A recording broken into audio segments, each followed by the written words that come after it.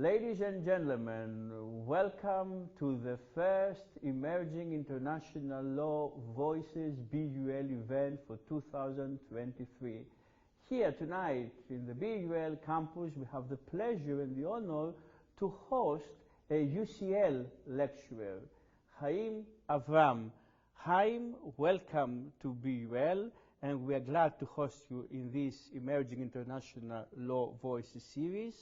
You have a very broad career and a very broad field of interests, ranging from tort law and welfare, and also issues that have to do with discrimination, with queer studies, and we're going to discuss your academic and professional route so far in the coming minutes. But before this, because you have this interest in equality and because you have this interest in achieving justice, and you deal also with welfare, the question is, to achieve peace is difficult.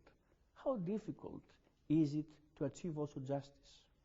I think that's a very difficult question to start off with, in the sense that it encompasses so many different things. And it's something that we can see and we can try and grapple from various different perspectives, right? So we can think about it from a normative perspective, from an empirical perspective. And in my particular field, which is tort law, right? So mostly focusing on interpersonal wrongs and how they might be addressed, trying to think about how possible it is to achieve justice has been puzzling many people for a very long time, to the extent that people have argued that tort law should be completely reframed and reshaped and rethought, and even perhaps be done away with, and instead we would have something else. It's very interesting what you say. It's very difficult in essence to achieve justice. Especially in the Western world, we have the perception that justice has all the apparatus in its disposition in order to be distributed. And still, as you say, we see that even in the Western world, we don't achieve the rates of justice we would like to achieve. Do you think it's because we have the problem or because the system has the problem? That's a really interesting question. I think it has to be some kind of combination of both, right? So there has to be some element of personal issues that are at play, especially when you think about things like private law, where it's individuals who decide whether they're going to pursue a claim or not. It's something that is entirely up to them. They get to decide it. But also you have some institutional barriers that are at play. You have education. You have the costs that are involved in the process. You can have various time constraints that are involved. So you can have all sorts of these various processes that are at play that can impact the degree to which we can actually pursue justice. And even, I think if you think about certain things that are systematic, which is access to education and knowledge about what even is a tort, and they can have a remedy, or that you can get insurance, or whether you're going to be able to get insurance to find some kind of remedy without pursuing somebody who wronged you, right? All those things are things that you can probably identify where you have various groups that are identified and singled out, and maybe they're more susceptible to being wronged and not having an effective recourse. And I assume all these problems become more intense in the course of warfare, because your interest is also particularly in warfare. So we know that states are the main protagonists in warfare, but we also have nowadays, especially after September 11th, non-state actors. So my question is, how do you think that things can unveil when it comes to accountability of non-state actors and tort law? Okay, that's really good, right? So I think that one of the things that we're starting to see in various countries is that non-state actors have been tried and pursued through international criminal law, but now we're slowly starting to see an increase in the number of instances where you have individuals who try to get some kind of a remedy, not just through international criminal law, but also through tort law.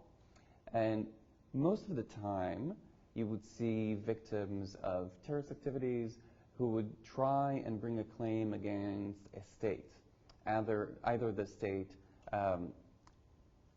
hosted the terrorists, maybe assisted them in some way, depending on So you're various speaking circumstances. about non-state agents as instigators of tort law appeals. What about when the non-state elements are the culprits of Yeah. violations of the law? So sometimes they're named. There are some instances where you can have claims that are brought against them, but usually that's done only as a vehicle through which you can actually find somebody that has deep pockets. Usually it's either a large organization or a state that you can pursue. So you would name an individual, and that individual would then be the vehicle through which you can find somebody liable vicariously.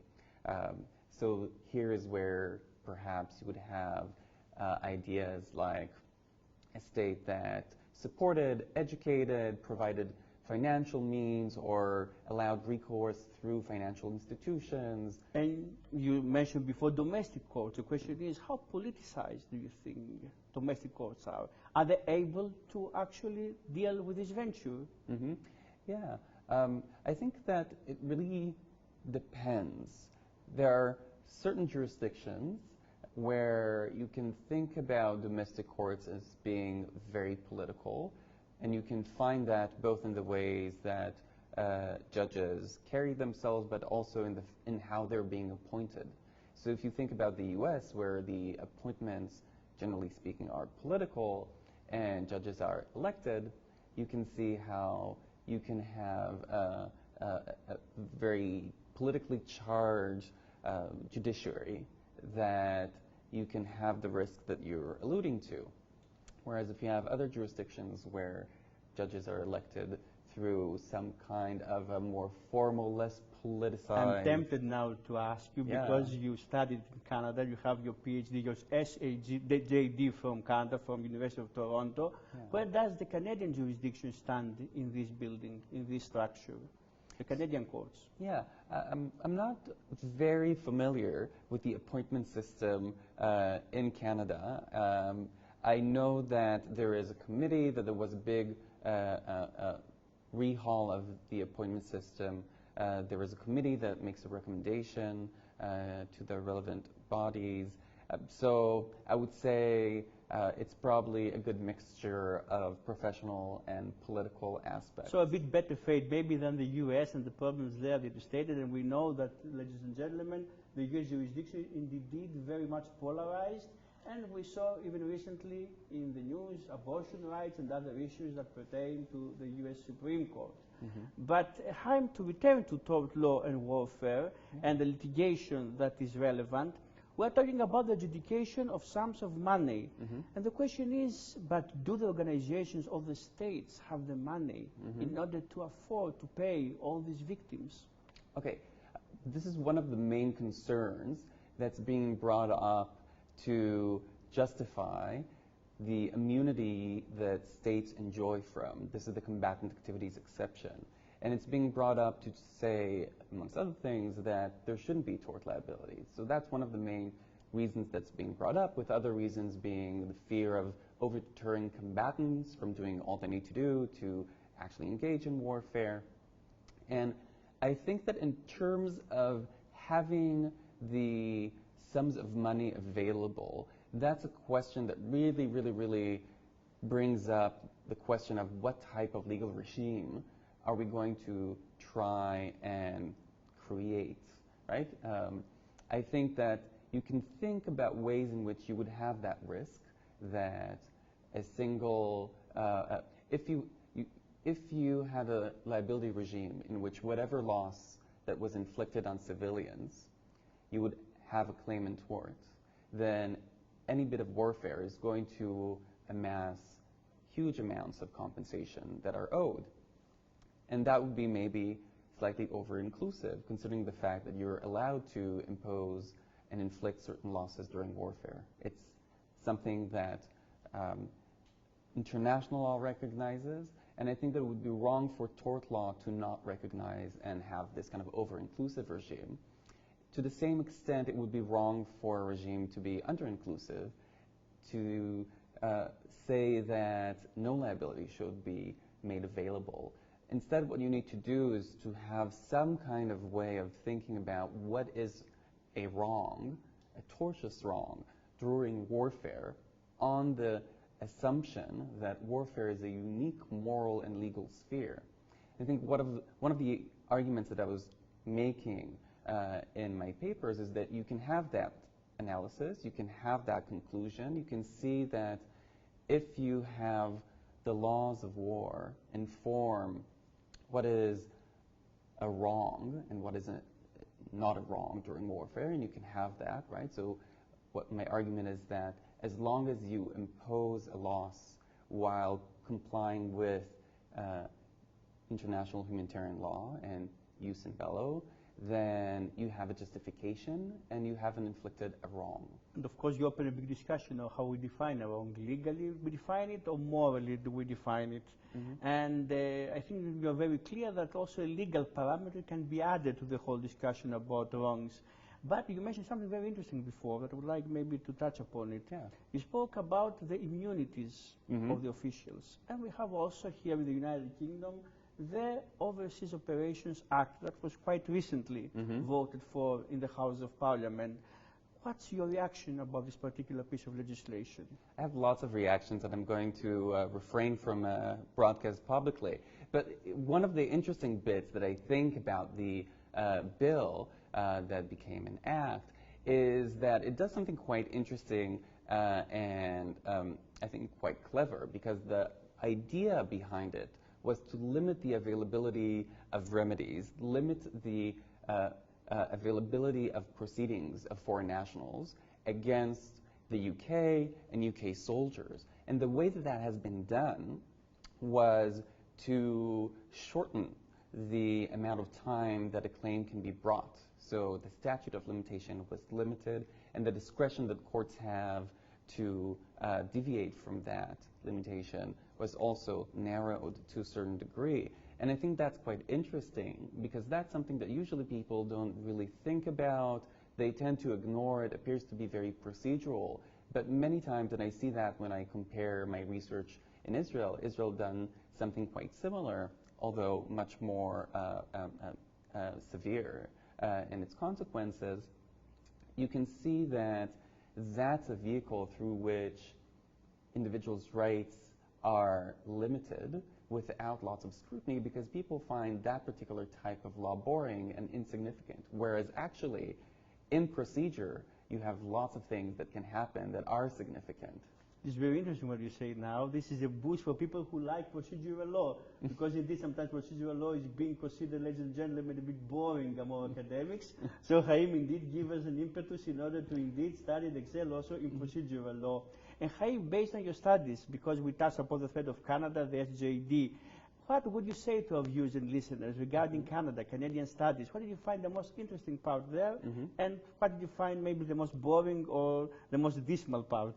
Yeah, so I think Canada is really, really a fantastic place to pursue your studies in. And I really enjoyed my time in the SGD in the University of Toronto for a variety of reasons, but mainly due to the fantastic faculty that's there, that is approachable and supportive and just absolutely nice. So you would have people that interact with your research as a doctoral student throughout the faculty, and invite you to participate in events, and would be very happy to assist in all sorts of things, including, for example, as I was preparing to go in the job market, we had mock job talks. And I've had lots of faculty members actually show up to that mock job talk and ask me questions and engage with me and give me comments, which is not something they would necessarily expect from people who are not in your committee. So it's quite a fantastic experience in that sense.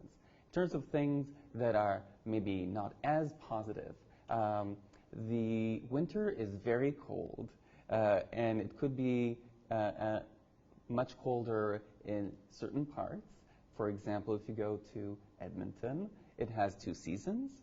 One of them is winter, and the other is August.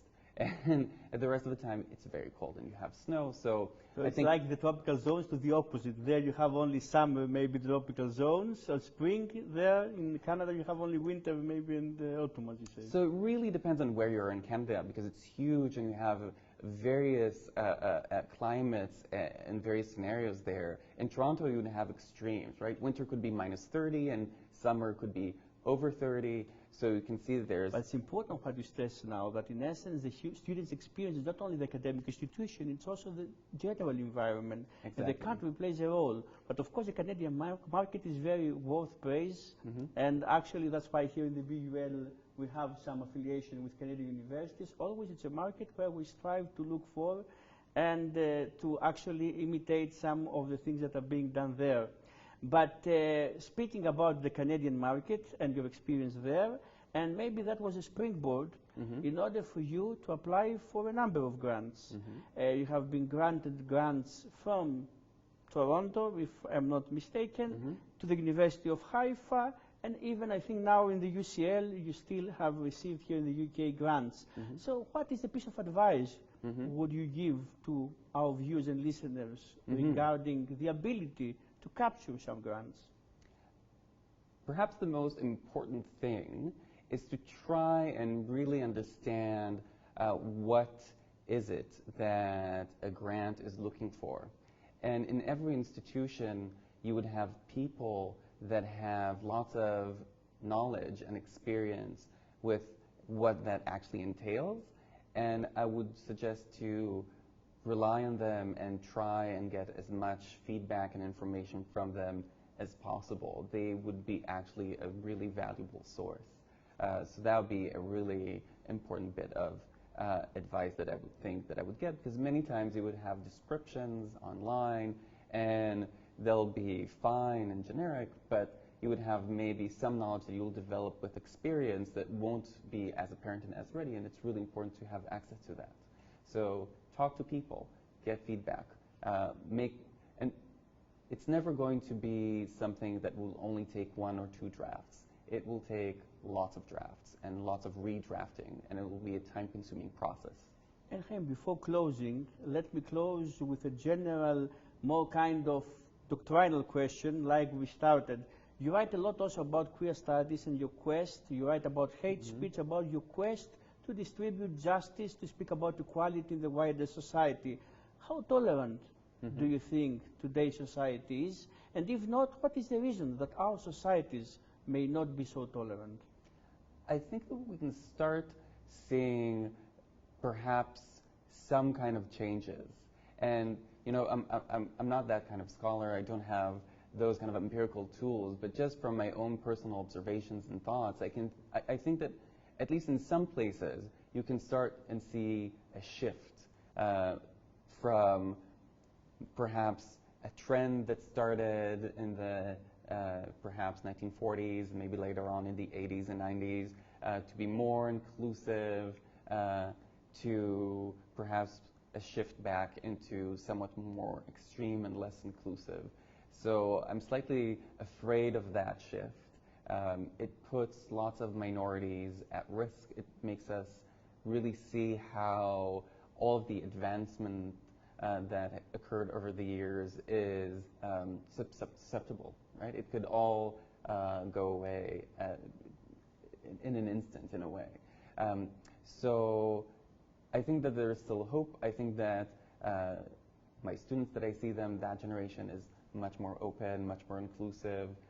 But I think that at the same time, there are all sorts of different voices and all sorts of various actions that are being taken that appear to maybe indicate that maybe there is a shift to a more extreme, less inclusive environment, and it's something that we should be mindful of and work against.